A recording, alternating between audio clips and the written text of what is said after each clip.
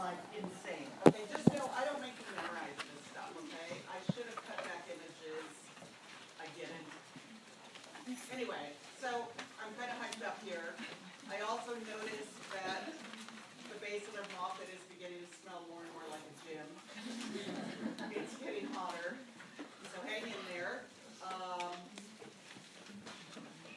I want to emphasize that on the very back, the last part of this two-page, four-page handout are the two quotes by Baudelaire and Marie Bashkirtseff that I said you would need especially for your paper, okay? And I wanted to provide those to you, so just know that's for the paper, okay? Those two quotes, I discussed them already about the flaneur, about the gendered nature of art making in Baudelaire's construction, and about Marie Bashkirtseff's frustration that she didn't have that autonomy, that freedom, etc. That's pertinent to the Countess de Castiglione, to Luncheon on the Grass, and to Man at the Window in different ways. So use those. But today, I'm moving to the Alan Sekula argument that I assigned, which is rather onerous to get through, but it is absolutely a classic essay in the history of photography. Okay, and he has a really major, simple thesis. Photography challenged the category of portraiture. Portrait photography was linked to the rise of the bourgeoisie, and thus, photography was a democratic medium to match the new social status of the rising middle class. But the rise of portrait photography is also simultaneous with its use as a means of surveillance of persons defined as criminal, deviant, or racially other. Hierarchical thinking is intrinsic to portrait photography. Okay, so I've given you a summation here. He says, every proper portrait of a man of genius made by a man of genius has its counterpart in the mugshot. Okay, so this course on the spectacle of modernity and on modern technologies has introduced you to what a strange medium is photography, and also to the ways in which it could be manipulated by a woman like the Countess de Castiglione. But right now, my emphasis is that while portrait photography permitted a wider swath of society to commission portraits of themselves or to have portraits made of themselves, what Sekula in the 80s argued, and we still rely on his essay, was that it had, photography from its inception had an honorific function, that's his word, I think, at the same time as it had a disciplinary function. Okay, so this is key. Photography came to establish and delimit the terrain of the other, to define both the generalized look, the typology, and the contingent instance of deviance and social pathology. Okay, so the notion being that I'm going to look at two major photographers that he talks about, Bertillon and, for people who use photography, Bertillon and Galton. You guys didn't cover this in section, did you? No. I have so many things going on simultaneously right now, it's sort of hard to know. And Lydia and Ellen, where's Ellen? They're in my Black Lives Matter photography seminar, so we've just been doing Sekula, and I'm trying to remember what I did there and what I have to do here. Let me know if I miss a big point, okay? I show you a wonderful photographer, right, Nadar, and his portrait of Daumier. To say, this is the effort that was put into the making of photographic portraits. If we could talk about the banality of so many photographic portraits, those ones of Maximilian, of Miramon, of Napoleon III, I hope you see how savvy Nadar is and how much he manipulates the medium to make this seem more a portrait, as he said, he wanted to portray the moral intelligence of the subject, that rapid tact which puts you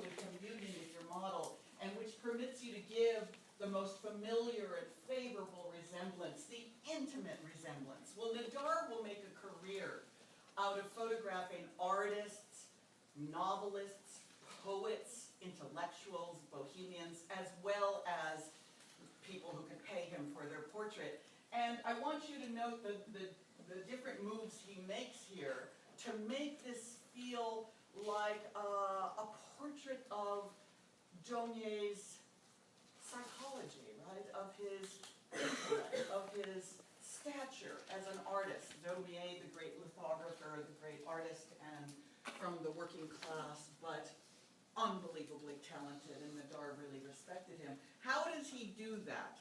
Well, I don't have time to have discussion today, okay? So I'm just going to give it to you, all right?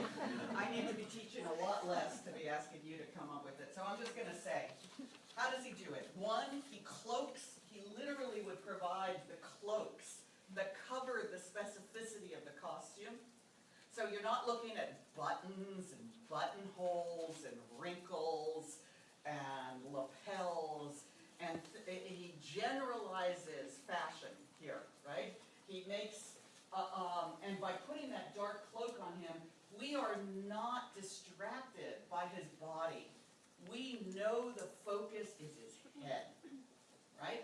And the focus is his head, and he looks to the side, but the light comes from above, and what does it spotlight?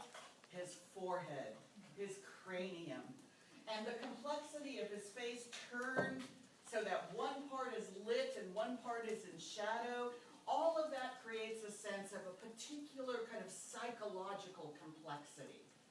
In the same photo, you get a sense that he's not a single mood, single temperament, right? He has both the shaded side and the lit side. I'm speaking metaphorically somewhat, but I think the photograph, Nadar uses the photograph so well that he allows us to start using metaphors and understanding that there is a kind of psychological portrait here of a man who obviously is alert, thoughtful, complicated, right?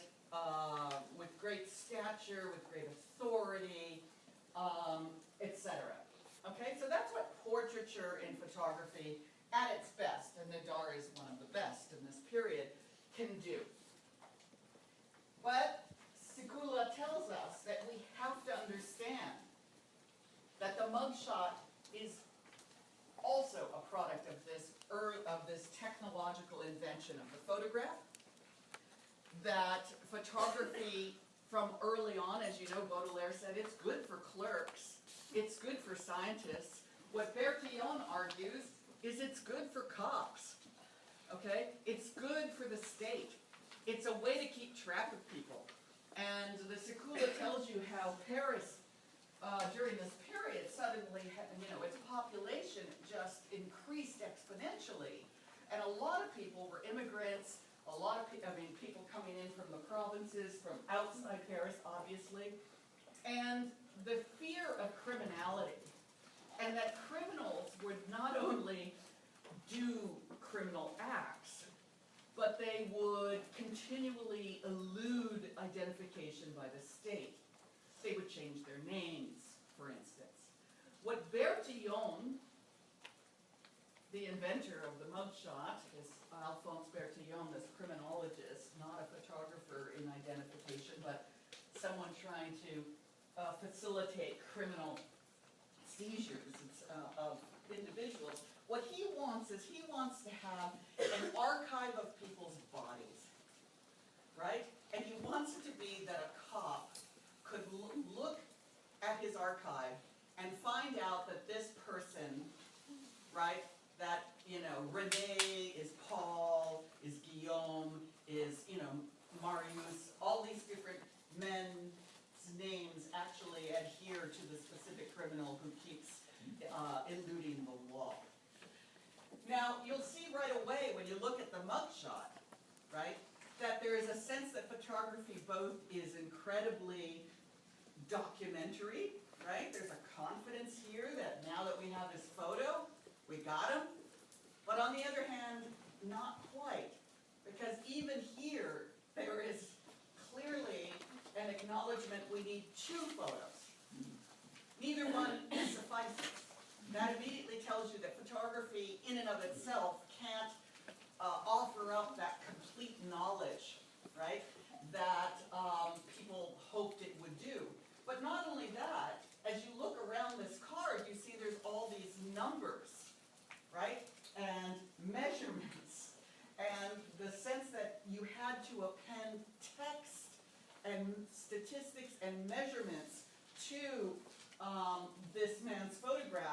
be able to retrieve him in the archive. Eventually, they'll add fingerprints. And as Sekula teaches you, ultimately fingerprints will replace the mugshot as the primary mechanism of identification in the police archives, in France and around the world. As I tell you, in his identity cards, so Bertillon invented a method that combined detailed measurement and classification of unique features with frontal and profile photographs of suspects, and which recorded the information on standardized cards in orderly files. Bertillon's system, and this is so whack, was based on 5 primary measurements: head length, head breadth, length of the middle finger, really? The length of the left foot, the length of the cubit, the forearm from the elbow to the extremity of the middle finger. Okay? This.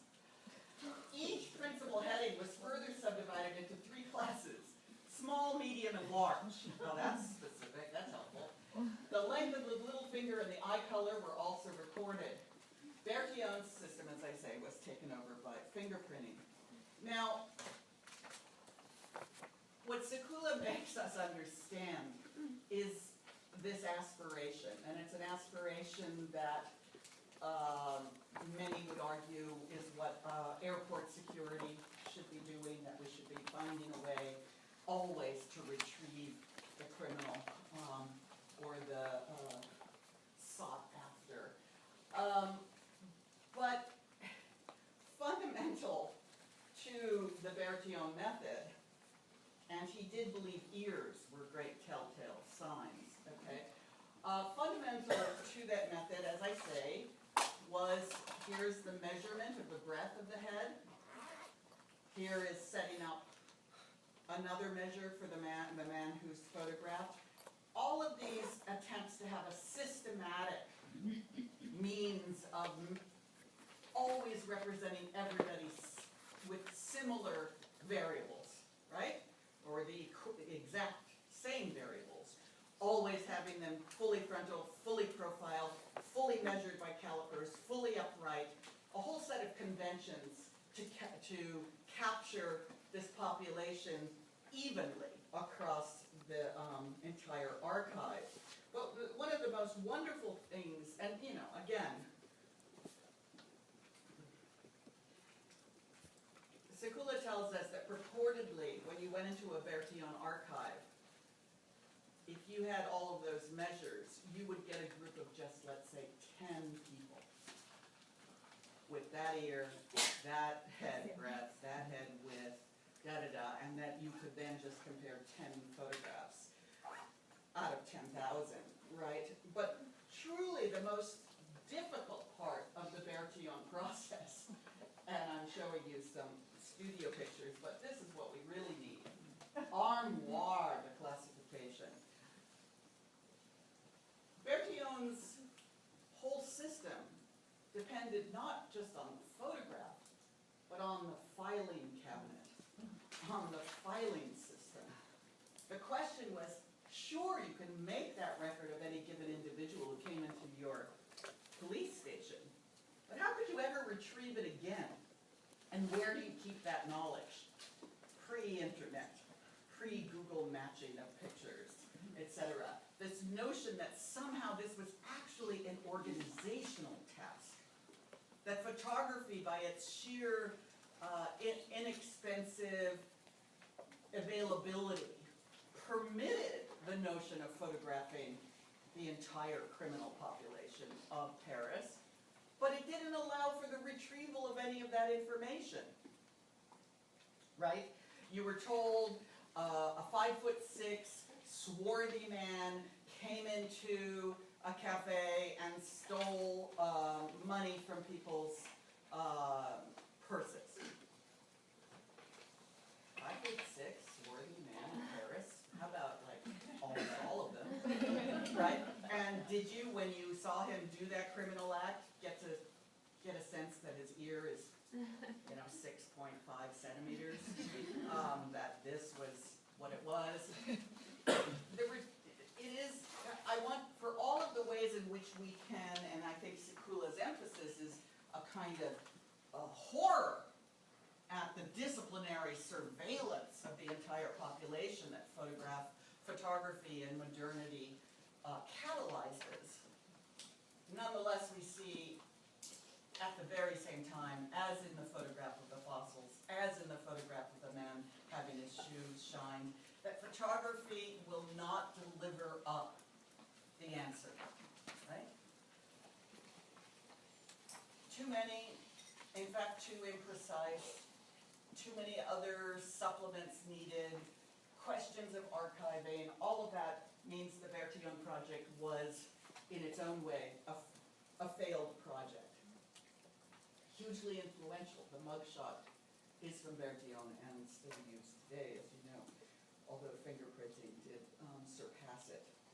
But Sekula doesn't just tell us about Bertillon's attempt to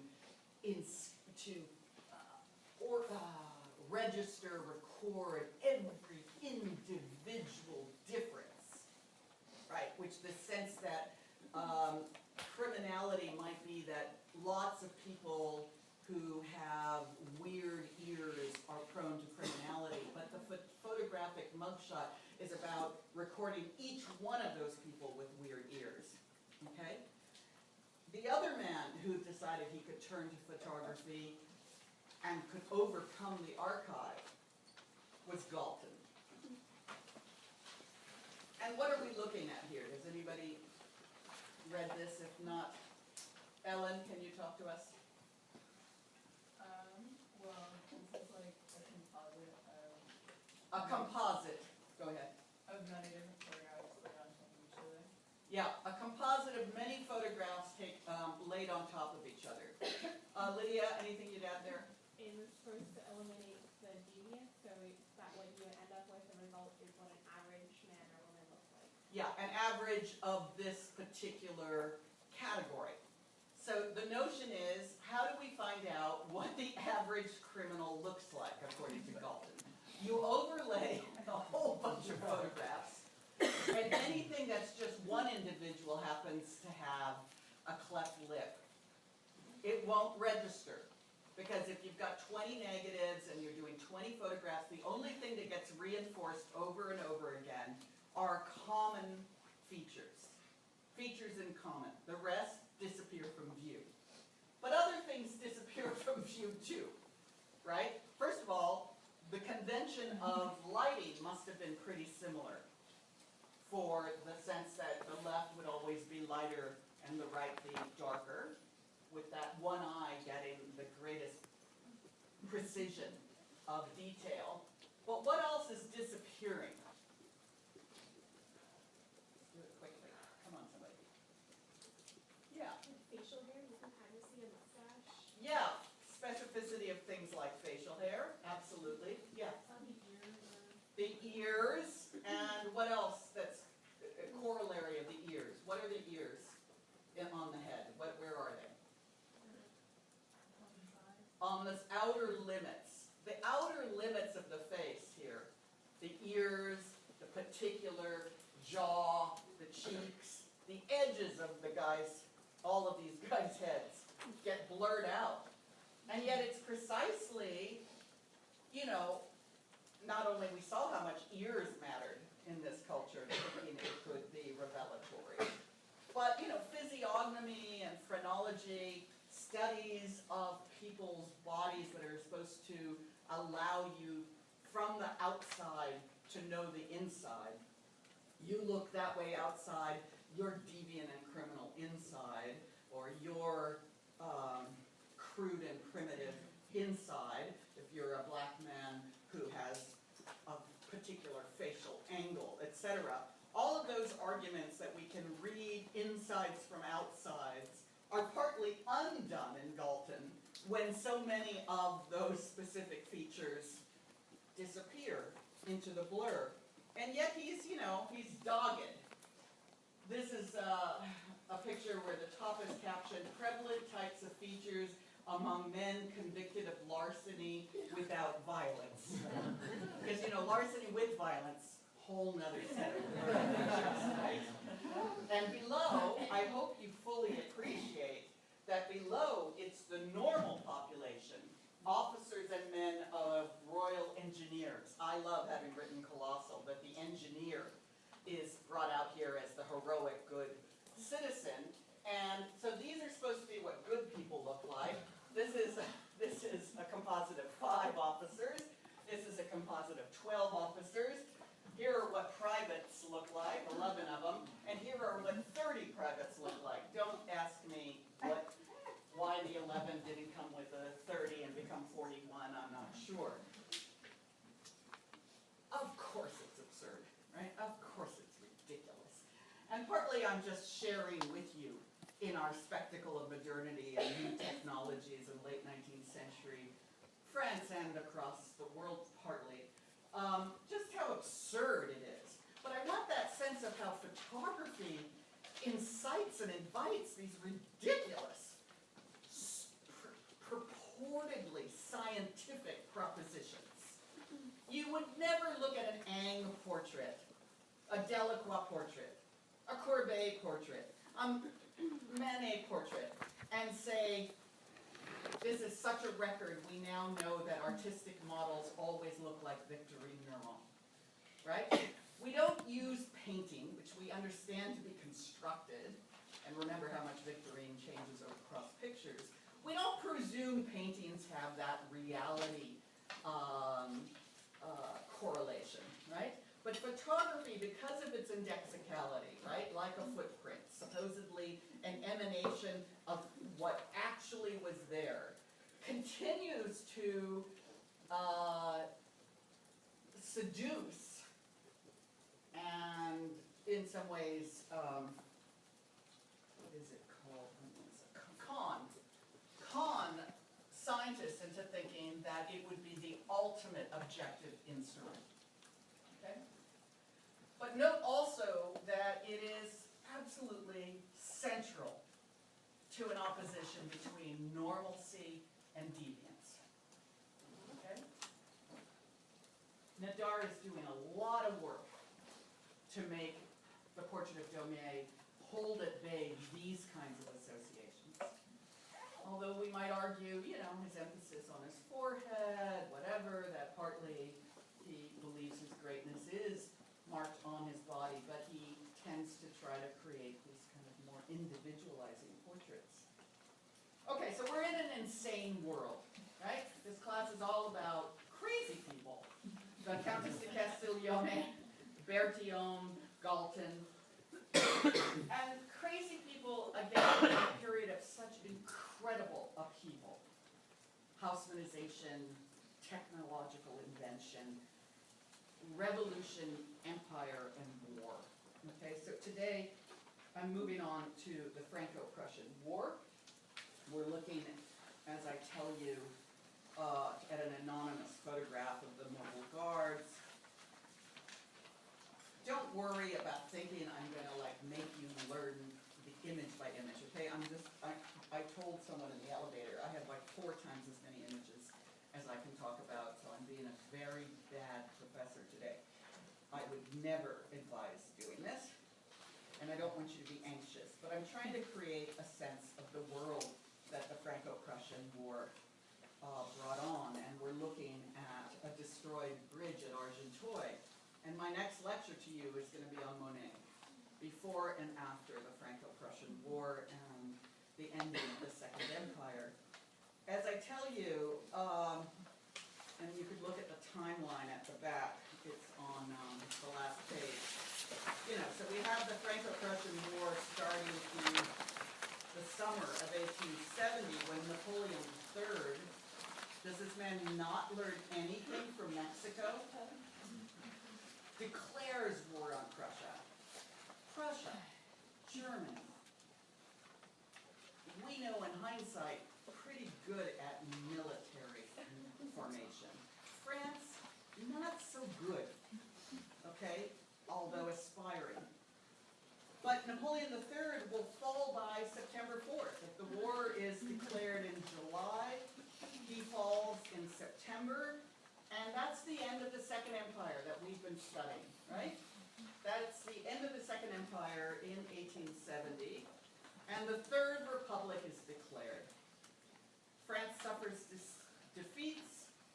Paris is besieged by the Prussians on September 19th. So 2 weeks after Napoleon III falls, the Prussians come marching right into the center of France and surround Paris. Okay?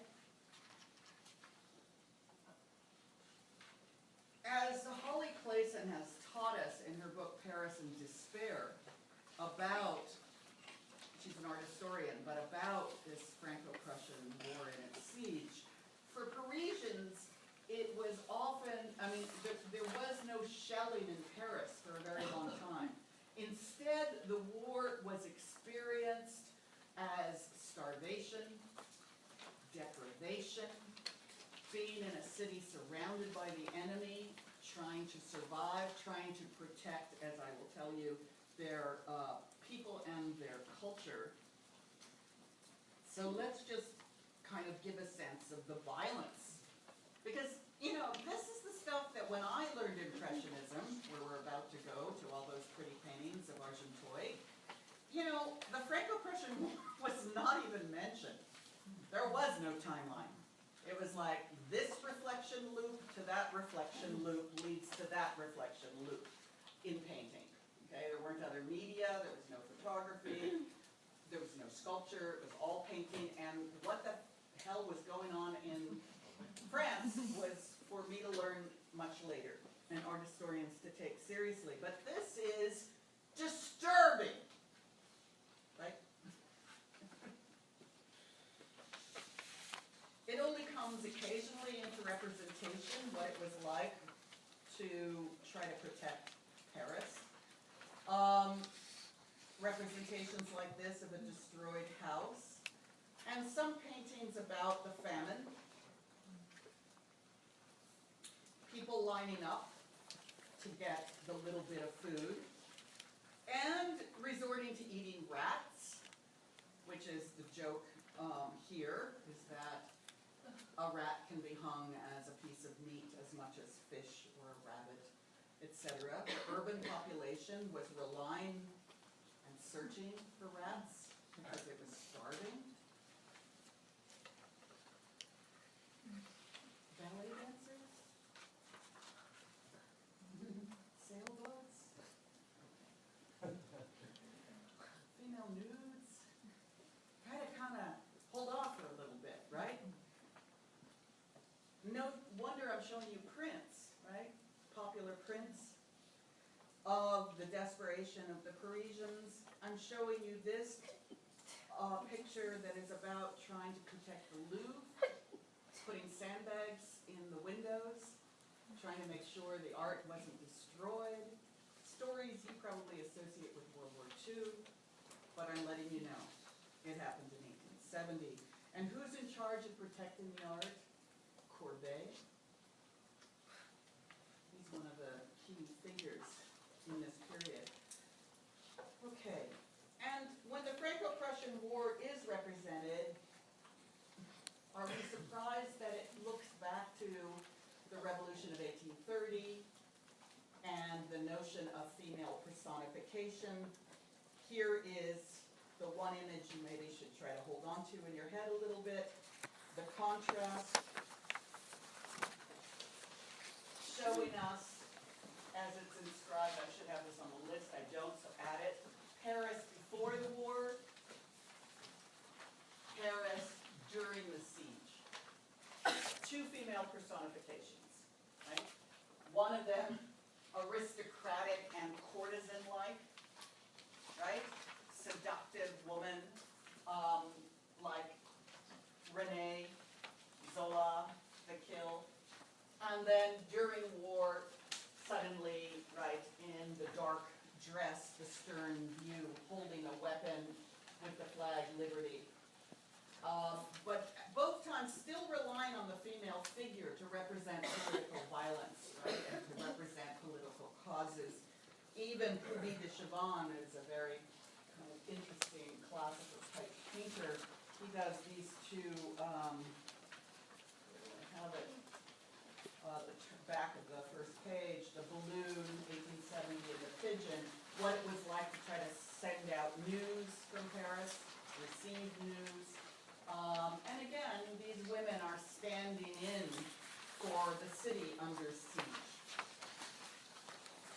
Molly Clayson tells us about the case of the building of a snow statue by the soldiers, called La Résistance, the resistance, right? So even if all you've got is snow, as the narrative goes, the soldiers know what they need to make is a woman out of snow who can stand for general causes because she's presumed to be in particular, right? Not to be a specific woman, but to be a generalized personification. The statue of snow being repeated in prints and in the press. Now, amazingly, Manet serves in the National Guard during this. And even his serving in the National Guard, along with Degas, did not get people to talk about the war. This is one of the few paintings from the period of him looking out at a pretty desolate, wintry landscape. And, you know, Manet is not the landscape painter. But it's interesting, like Jacques-Louis David, when he's in prison during the French Revolution and does a painting of the landscape of the Luxembourg Gardens, this kind of recourse to a small observation under duress, right? Because you're not going to get the model into your studio. This is Manet's The Fifer. You're not going to get the figure into model for you. He was serving in the military. But part of why he was serving in the military, I hate to diminish his bravery or conviction, is that he really dug military uniforms, right? We saw what he did to Thomas Mejia's pants.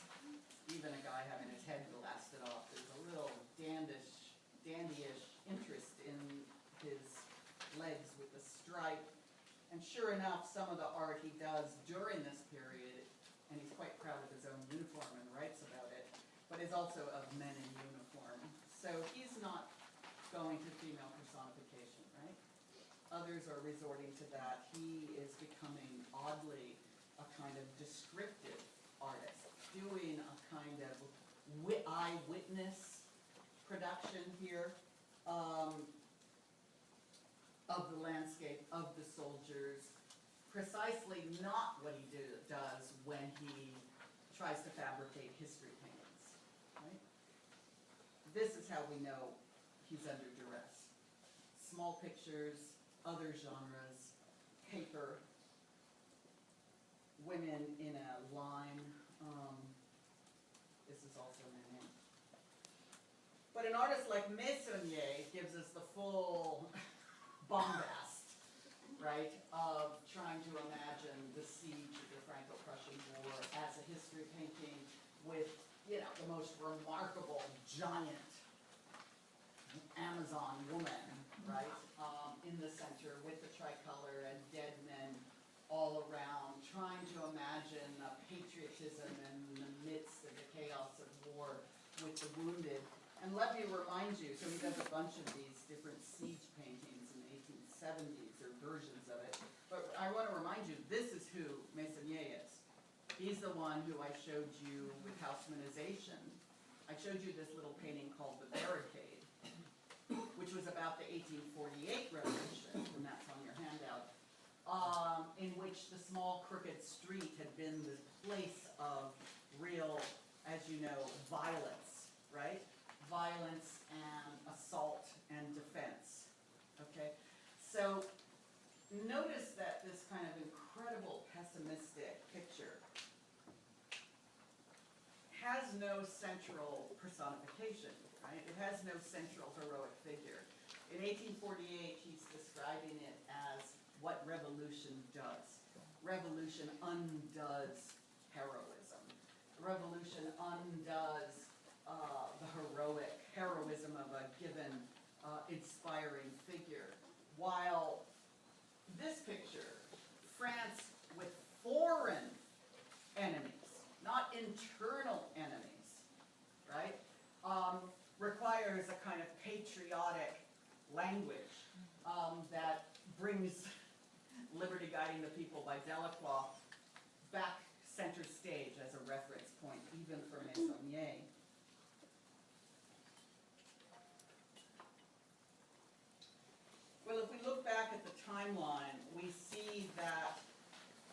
Paris is besieged for 133 days. That's a long time to be starving and eating rats, okay?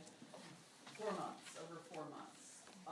None of us have, I hope none of you have experienced anything like that. There's an armistice finally on January 28, 1871.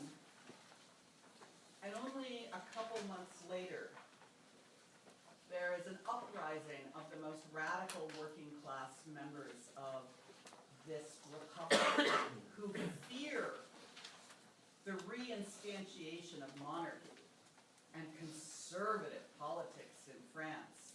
And they rise up in what is called the Commune, okay? The Commune representing this political movement that you need to think of as radical working class revolution, okay? And I tell you some about it under the Commune of 1871. And notice, by the way, I gave you a Manet quote and a Holly Clayson quote about the weirdness of the Franco-Prussian War. Manet's is full of venom, okay?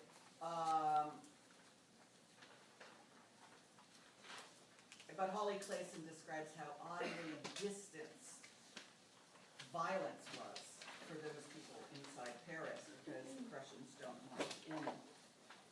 Okay, the Commune is a whole nother matter. We move from foreigners invading Paris to French people fighting French people, to civil war, back to revolution, back to civil war, back to class struggle. Okay, and as I say, the insurrection happens from March to May. It occurs partly because of the defeat of France in the Franco-Prussian War. People are depressed, and they're desperate, and they're very worried about, they don't believe in the dream of Napoleon III and French grandeur and empire anymore, right? Napoleon III has been overthrown. France has been defeated. The conservatives among the Republicans might be thinking of once again witnessing a kind of coup d'etat of a monarch or emperor.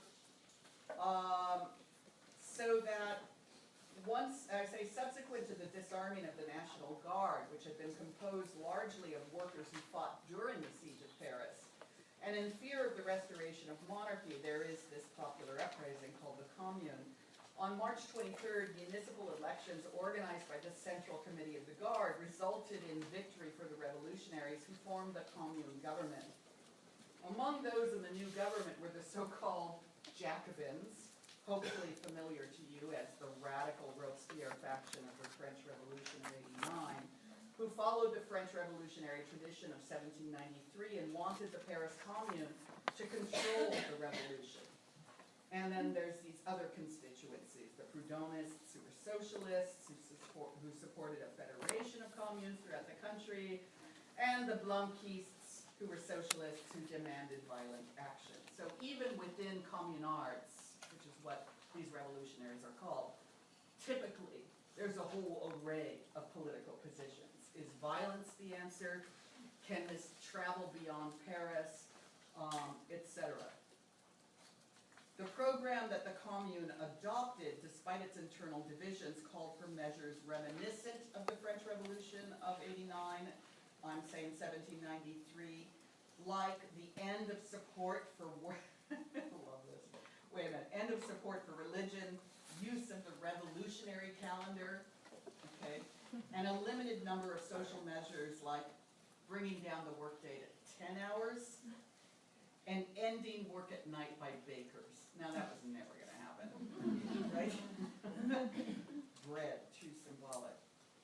But they were unable to, as I tell you here, to organize themselves militarily.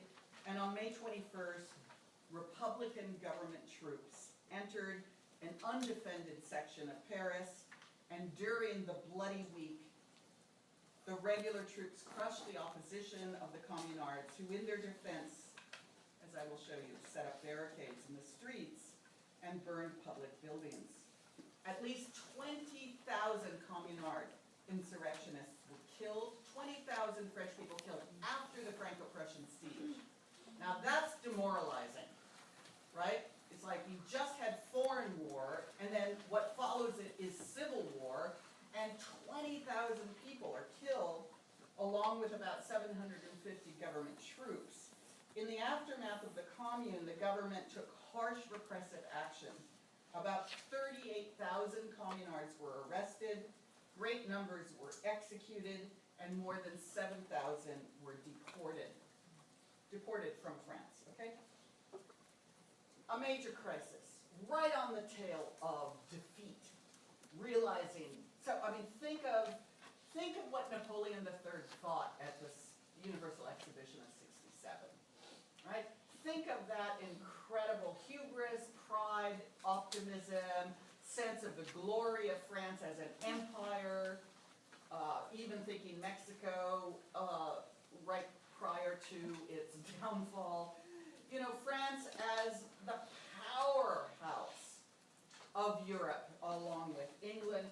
Oh, it just falls apart. And it falls apart right before some of the paintings that most people adore made in 19th century France. Okay, so we're going to have to think hard about what was that painting about? What is its relationship to this crisis? Okay, so we're leaving in this discussion the decadence that Zola has taught us about Haussmannization.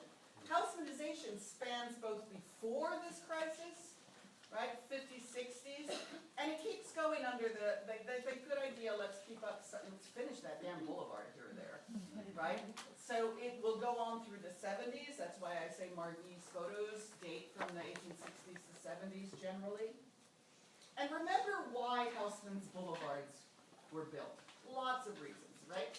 But modernity as these wide open, well-lit streets with sewers, hallelujah. But also, so wide there couldn't be civil war. There couldn't be revolution. Napoleon III knew Meissonier's painting, knew the reality of barricades in 1830 and in 1848, and he's saying in the 60s during his glory, we are going to modernize Paris that will make it the capital of modernity, right? That's a phrase. And it will also prevent upheaval and revolution, right? Because they can't build a barricade here. It's too damn large. Well, guess what? They do. This one is not quite the right photo. I'll show you another one just spanning the boulevard. But here is the working class communards gathering together to come into photography, to come into portraiture. Okay? These are working class people who would never have had a portrait made again, who couldn't even afford an individual photographic portrait. Surely not in a Nadar, but even by a cheap photographer in a wagon. The working class were not able to pay for portraits, even in this cheap medium of photography. Well, who is doing some of these photographs? This guy, Bruno Braquet, Mr. Soft Porn Nude. The Commune happens, and he sees it, I think, both as a professional opportunity, but also with some sympathy. And he goes out onto the streets, and he takes photographs. Here is a better kind of sense of a wide street that has a barricade. When we move on to more painting by Caillebotte and the Impressionists, you'll be seeing these. You recognize them? They've lifted up the grills that surround trees under Haussmannization. You can still see them sometimes today. Caillebotte will love painting aerial views down onto the street where he shows the grill around the tree. They take up those metal grills that were all about modernity and mass produced production, industrial production, and they lift them up and say, okay, you took away our small cobblestone street. It would be hard to create a high enough wall, but hell, we did it. Do you see the cobblestones? But we're gonna support them with modern grills, okay? That's extraordinary, right? Talk about turning modernity and its accomplishments on itself. And again, I want the sense of how much these communards were both proud of their achievement and eager to be photographed. When they brought down monuments, they still crowded around. Is this the same one? No. In front of their massive barricades. The guy at the top, standing in for the cause, buoyant, proud. And it leads to this. Because they bought photography as honorific, didn't they? They bought photography as the medium that delivered you into the status of those who had their portraits made. But as Janine Chabilsky, who's very eloquent, teaches you, partly those photographs were used to track down communards. You want your portrait taken? Well, now we can arrest you. We can execute you, and we'll rely on that same medium, photography, to put all of these people in coffins with numbers, 3, 1, so that you could, if you were missing a family member, go to this photograph and say, number 3 is my father. Number 3 is my brother. Okay, so it was a way to identify the dead. And it's using photography. Here is the entire Sakula argument used in a different context. And I think Chabilsky, as I say, is eloquent at helping you with that. About the extent to which the impulse to have your portrait made could be naively seized by those who then had the mechanism of the winning side and the state to identify you. I'm going to return to photography and the commune, but let me say what Manet does. We're looking at Manet's barricade, the litho of 1871, and the preparatory drawing for that litho. And it's clear that Manet was sympathetic to the communards. Okay? This is not Franco-Prussian siege. This is the execution of communards that he takes up. Okay, so our dandified, bourgeois, elegant painter of nudes and history paintings, who served, however, in the National Guard, decides he wants to represent French Civil War. In other words, when he goes back to the notion of a profound subject for this period, he doesn't depict Prussians. Does that remind you of anything? It's on the screen. How should we talk about the relationship between this barricade and his work on the execution of Maximilian? James? So basically identical. Identical in what ways? In the way they're standing. Like, Yeah. Even the gaps, like between the first person and the next person there. Yeah. Like everything's the same. He's really using the work he had done on the execution of Maximilian, precisely, you're right, about this interval between the guy at the front and the guy at the back. And so the lithograph reverses it, right? Because you draw it on the stone this way, like the painting, and it gets reversed in the printing process. Okay, so that's why this looks differently in that way. What else? What else are some of the connections here as we take on Manet, future of contemporary political violence. Yeah, reminding me of Izzy. Yeah, I can't really tell the molecular lines, it looks like more white officers against darker, like people are shooting. Yeah, yeah, this is like really peachy. I don't know what we want to make of him. You see over here, he becomes a white guy with a beard, right? But he seems to be having some, and look at how he's a Mejia remnant, isn't he? This figure with his head kind of illegible. And now it's this bearded figure who is being executed rather than Mejia. So we might say that's more like taking on the position of Maximilian. But what else? You remember my emphasis that he did not paint the Prussians killing French people. Yeah.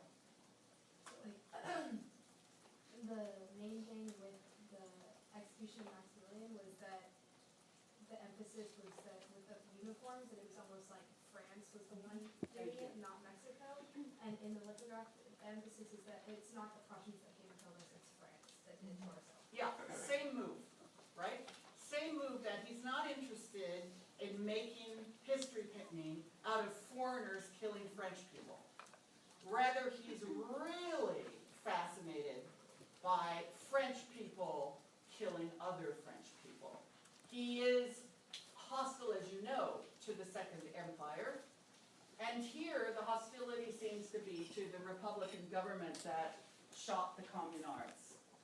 All right, so he's always taking the position of the martyred and deflecting attention that it was actually Mexicans who killed Mejia, Maximilian, etc., Miramon, and that these guys had just suffered a war at the hands of foreigners. But remember, a war at the hands of foreigners who didn't walk into the city until after the armistice. So he didn't have the constant image of Prussians shooting Parisians. Rather, he had the incredible duress of starvation in Paris. But he's virulent in the quote on oh, it's not 4 pages. It's only 3. Oh, cool. I wasn't as naughty as I thought I was. When he writes his brothers during the Prussian siege of Paris, he says, from day to day, we're expecting a major offensive to break through the iron ring that surrounds us. We're really counting on the provinces because we can't send our little army off to be massacred, i.e. the men and the National Guard in Paris can't go marching outside of Paris and defeat the Prussians. Those tricky Prussian bastards may well try to starve us out. No one here is discouraged or has given up hope of victory. If that happens, it will be disastrous for our enemy. Don't worry about us. We are keeping the National Guard in reserve. He's capable of real hostility to the foreign enemy, right? Not just to Napoleon III, not just to conservatives within France. And yet he doesn't turn it into his work. So I think this relationship, which everyone has always seen, it's totally self-evident, the question is what to do with it, is pertinent, right? Pertinent about the anonymity of the firing squad, the intervening smoke, the emptiness of that interval, the question of sort of whether one can read the faces of those who are being executed. And he doesn't just do that picture, he also does this Civil War print at the Met, same period. So he does what we call the barricade and what we call the Civil War. And of course, what is this about? And I forgot to add Dead Toreador. Okay, he's again using his old inventions. Remember the guy said, I cannot draw anything without a model. So he is applying to current events what he's already built up out of studies and models in previous paintings of Mexico and also his Spanish paintings, right? You see Dead Toreador here, you know which one I'm talking about? I'm sorry I don't have it in my PowerPoint. Okay, where am I going? Okay. One of the things that's important about the commune was the role attributed to women. Because the communards were destroying buildings, monuments. We saw the statue on the ground, right? And by the way, Courbet's identified with the communard cause. They're part of the remnants of the commune would be a series of photographs of the destruction of the Hotel de Ville, the Tuileries Gardens, burning them down.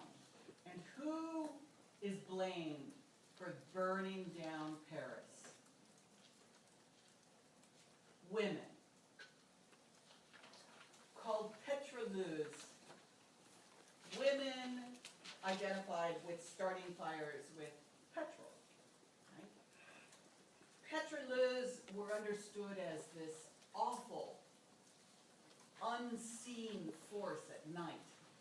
The women who moved around and lit fires that destroyed the monuments of Paris when they knew they were fighting for their life and their cause against the government troops that were going to quickly suppress them.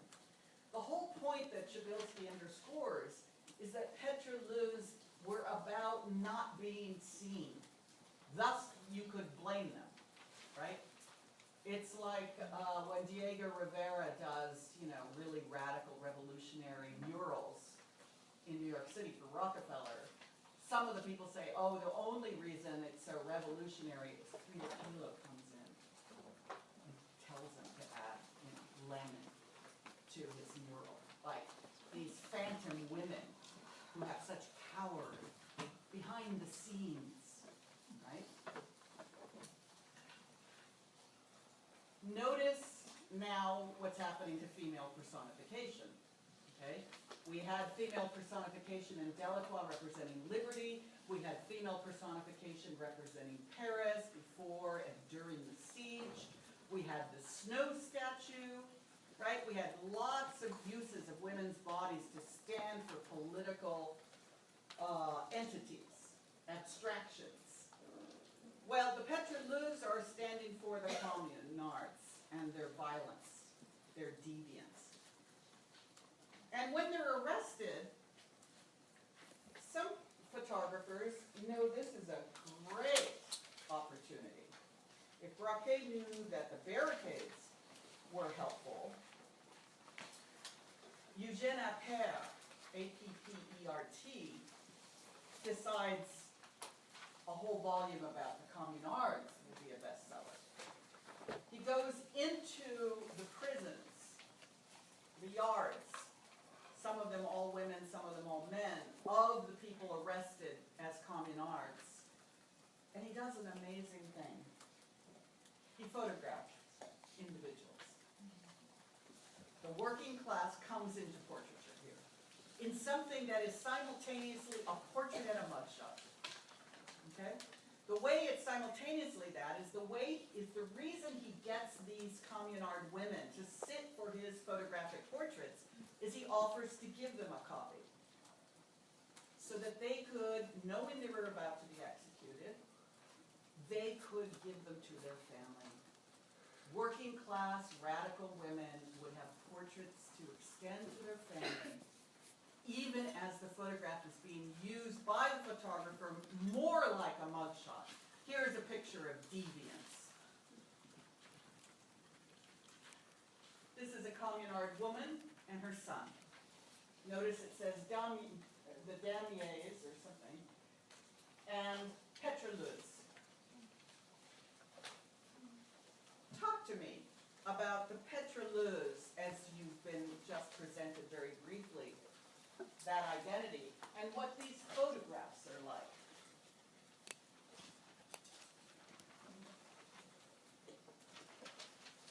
Yeah, Hugh, is that right? Yeah. They look very unapologetic. They look unapologetic, thank you. Yeah, they're pretty bitchin'. Unapologetic, rather level gaze. What else?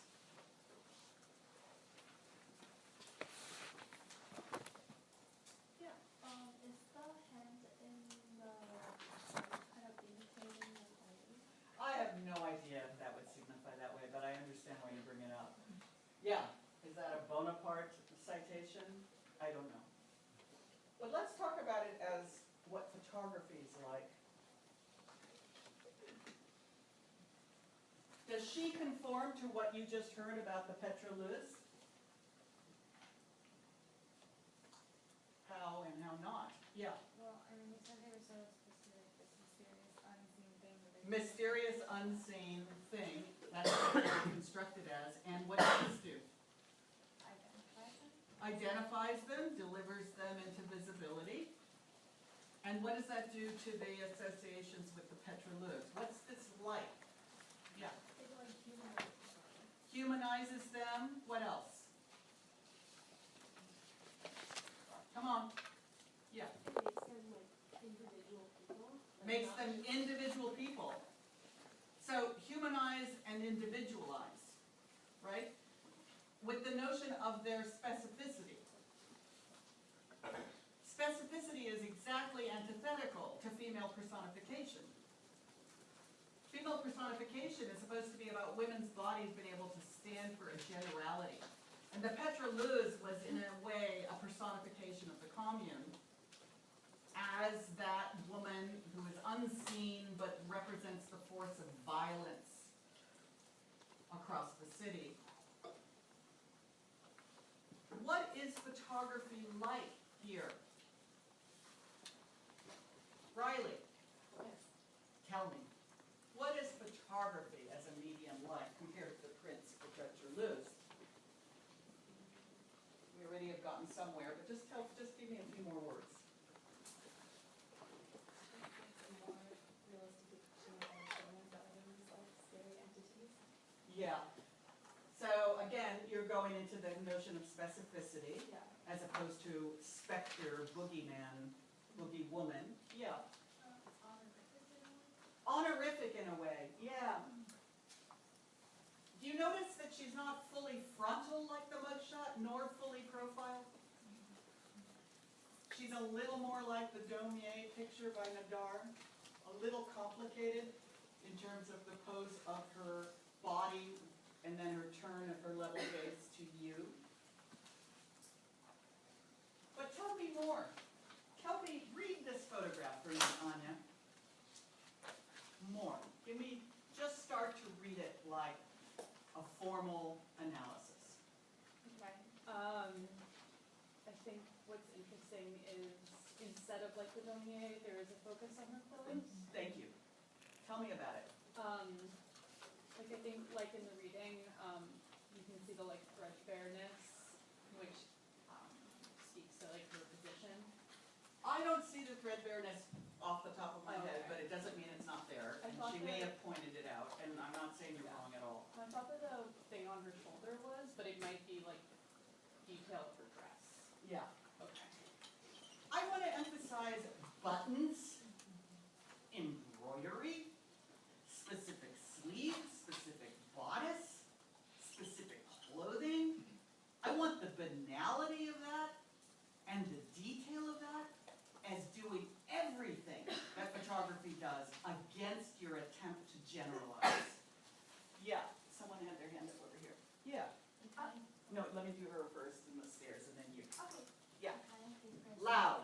It kind of gave her a sense of dignity to be in her own clothing rather than just like prisoner's garb. She's not Yeah. just identified as a prisoner, she's herself as a woman. Yeah, she's not in some, some horrible thing they could have handed out, some smock. She seems to be wearing what she wears, and she shows a certain tidiness. Yeah. I was actually gonna ask, if there was like a certain prison uniform that they would all wear. And No. There wasn't? No, Oh, okay. that would take a lot of work, wouldn't it? Yeah. They've just gone through the Franco-Prussian siege and the commune, and they suddenly have these thousands of prisoners in a pen, you know, in a yard. They didn't have an expectation of needing to put them in prison uniforms. But I want to, yeah, Pam, She looks hard. she does look hard. She's not warm and inviting in any way. No, and she doesn't look at all like she's apologetic, right?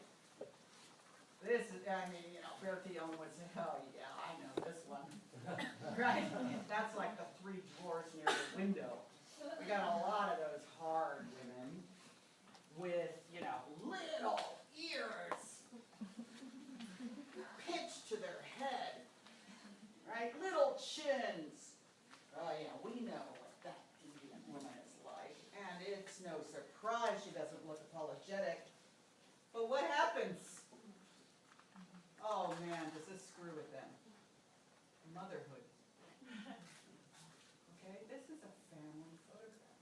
It's so heartbreaking, actually. A mother and her son. That immediately likens her to a different construction of womanhood than the Petroluz.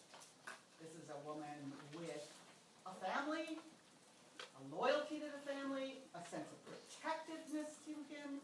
She's going to be executed, likely. Is he going to be executed? Photography has that power to set off a whole string of other connotations, okay? But I also, what I really think, and the reason I use this one so much, is I just want that sense, you know when I told you those photographs of Napoleon III just could not make him look great, because he just kept staring at his buttons and his epaulets, and he looks like a jerk in a costume, right? Photography inscribes that specificity. And again, she looks like someone who cares about how she dresses, who's rather tidy about it, who has some attempt to even perhaps wear something nice, though that is quite, you know, extra, the embroidery on the sleeves. But let's look at how they're used by Appert in composite photographs. Did I remember where they are? You see the mother and son, they're here. I know it's so talented, but come on. On the right, I think. There she is, with her son. And the other one might be here too, let's not worry about it, but these are all cut out composite photographs in which they're supposedly the kind of women who drink straight from a wine bottle, right? Working class women who are vulgar, violent, deviant. That's the attempt. We could say that it's entirely undermined again and again by the specificity of the particular portrait, right? The sense that that lady, you know, photography doesn't lend itself to Petroluz imagery, right? It can lend itself to a mugshot, but it doesn't lend itself to the sense of horrific violence in action in this period, right? This is a bunch of staid portraits that are woven together to describe supposedly the deviance of communard women. But it kind of looks like a group portrait, right? You know, they're kind of looking, not doing. This is created, the drinking of the bottle of wine here. She didn't hold that. But, you know, that barely does enough work to make you decide these are all criminals, right? Oh, and I did have this to help us. It should remind you of this. It should remind you of the ways that photography was asked to tell more semantically loaded narratives than it could actually bear a lot of the time, right? That it wasn't good at telling stories. It was good at showing what is. It was good at portraits. It was good at documents. It was good at group portraits. Those communards in the boulevards, pretty cool. There is a mood there. But it's not action. It's not an execution. And it's not women showing that they're vulgar. Photography's not great at this, but I want you to have a sense of how ferocious was the continual attempt to instrumentalize photography to these different uses. Elevation and honoring in Nadar's portrait, disciplining and surveying in the Berthiaume mugshots, collapsed and supposedly generalizing in Galton. Maybe he should have just done a Galton of all the Communard women. Just laid them on top of each other and hoped that they had some kind of like scowl on their face to stand for them. Photography is not good at history painting, right? Just not what it's about. But whether it is revolutionary, inclusive, democratizing, or disciplinary, controlling, or both.